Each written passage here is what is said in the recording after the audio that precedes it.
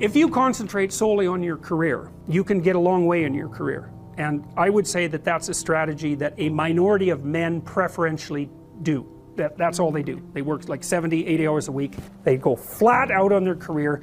They're staking everything on the small probability of exceptional status in a narrow domain. It's hard on them. They don't have a life. It's very difficult for them to have a family. They don't know how to take any leisure activity. Like, they get very one-dimensional. Now, it may be that that unidimensionality is the price you have to pay to be exceptional at one thing, right? Because if you're going to be something like a genius level mathematician and you want to do that for, or a scientist say, it's like you're in your lab all the time, you're working 70 hours a week or 80 hours a week, you're smart, you're dedicated, you're unidimensional, and that's how you get to beat all the other people who are doing that. It's the only way. But the problem is you don't get a life. Now, if you love being a scientist and you have that kind of focus of mind, well, first of all, you're a rare person, and second, you're going to pay for it. But fine, more power to you. But it's a risky business to do that. You sacrifice a lot for it, you know. And I would say most often, if you're speaking about having a healthy life, that isn't what you do. You spread yourself out more. So, you know, you have a family, you have some things that you do outside of work that are meaningful to you and useful. You have a network of friends. Well, those three things alone, or four things alone, are plenty to keep you well oriented. And then if one of those things collapses, you know, everything doesn't go. Now, the price you pay for that is the more you strive to optimize that balance, the less likely you are to be fantastically successful at any single one of them. But you might have a very, you know, if you consider your life as a whole, that might be a winning strategy. So you're aiming at some handleable amount of time, and you posit a goal in there, and you plot your route, and then that tells you what's up and tells you what's down, because up moves you towards the goal and down moves you away from the goal, and that sets up your motivational framework so that you have something worth attaining. You know, that's a really interesting thing to know too, is like, why have a goal? Well, it's easy. No goal, no positive emotion. Because you experience positive emotion by noticing that you're moving towards a goal. And so if you don't have a goal, well, you can't have any positive emotion. So you better have a goal. And so you might say, well, what should the goal be? Well, we could start by saying, well, any goal is better than none.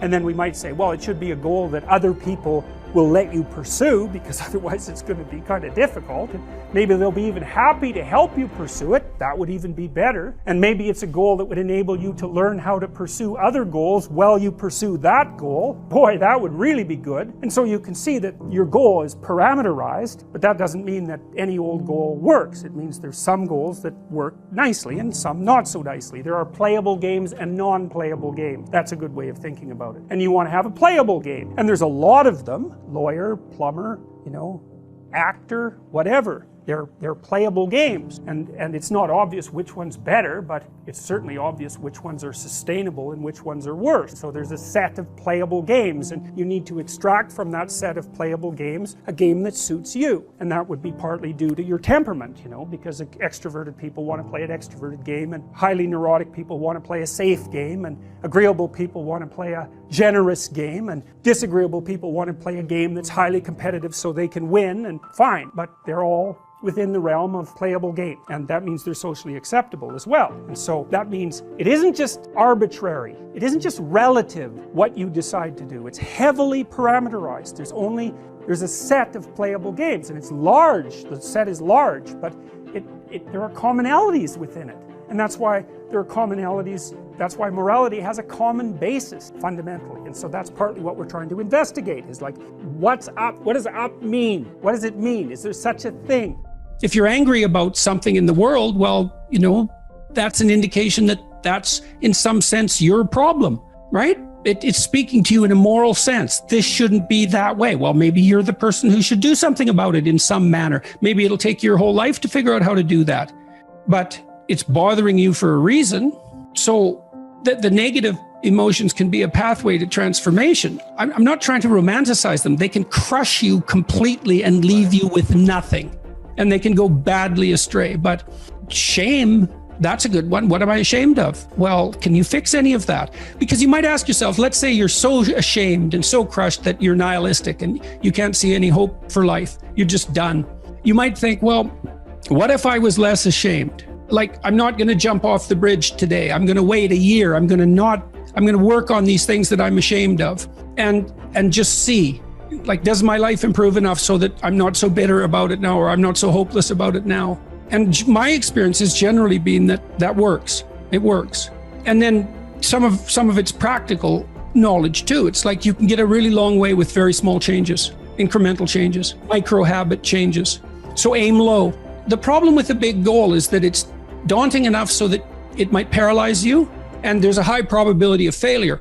And so imagine that you're your own child. Okay, now imagine you love this child and you would like him, we'll say him because it's you and I talking, to succeed. Now you have an ideal for this child. You would like him to grow up to be the best he can be, better than you, the best man he can be. That's what you want for your son. If the good part of you is talking, you definitely want him to be better than you are, but you want him to be the best he could be if your vision is unclouded. Okay, but then you offer him a goal. It's like, well, do this. Well, can he do it? Well, if he can do it without a second's thought, there's no challenge in it. There's no developmental impetus. It's not in the zone of proximal development. You want a goal that you can do, but that requires some improvement on your part, because you want to attain the goal. That's satisfying, but then you want to make yourself into the thing that can attain goals. There's an ample psychological literature that suggests that that's where maximal motivation is to be found.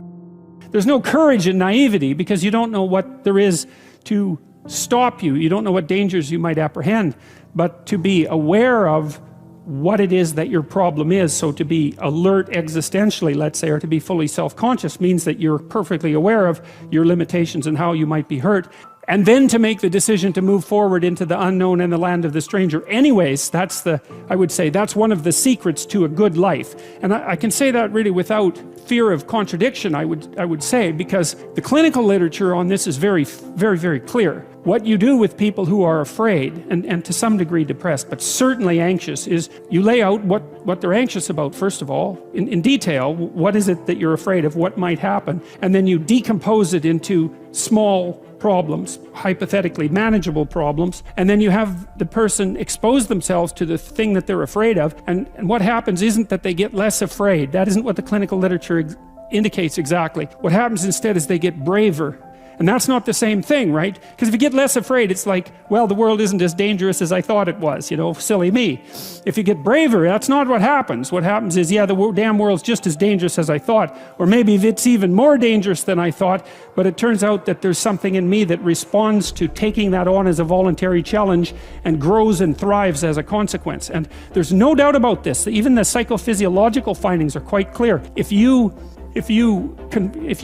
impose a stressor on two groups of people, and on one group the stressor is imposed involuntarily, and on the other group the stressor is picked up voluntarily, the people who pick up the stressor voluntarily use a whole different psychophysiological system to deal with it. They use the system that's associated with approach and challenge, and not the system that's associated with defensive aggression and withdrawal. And the system that is associated with challenge is much more associated with positive emotion and much less associated with negative emotion. It's also much less hard on you, because the defensive posturing system, the prey animal system, man, when that thing kicks in, it's all systems are go for you, you know. The gas is pushed down to the pedals pushed down to the metal, and the brakes are on. You're using future resources that you could be storing for future time right now in the present to ready yourself for emergency. So there's nothing simple or trivial at all about the idea of being called to move forthrightly forward into the strange and the unknown. And there's a real adventure that's associated with that, right? So that's an exciting thing, which is part of the reason why people travel. And then also to see yourself as the sort of creature that can do that, is willing to do that on a habitual basis, is also the right kind of tonic for, I hate this word, for your self-esteem, you know, because the self-esteem has nothing to do with feeling good about yourself. As I already mentioned, there isn't necessarily a reason why a priori you should just feel good about yourself. But if you can view yourself acting in a courageous and forthright manner, and encountering the world and trying to improve your lot, and taking risks, you know, in a non-naive way, well, then you have something that you can comfort yourself with at night when you're wondering what the whole damn point of is of your futile and miserable life. And that's necessary because it's often the case that you wake up at 4 in the morning, or at least sometimes the case that you wake up at 4 in the morning when things haven't been going that well and wonder just what the hell the point is of your futile and miserable life. You have to have something real to set against that. It can't be just rationalizations about how, you're a valuable person among others, even though that's true. That's not good enough. You need something that's more realistic to set against that. And observing courage in yourself is definitely one of the things that can help you sleep soundly at night when things are destabilized a little bit around you.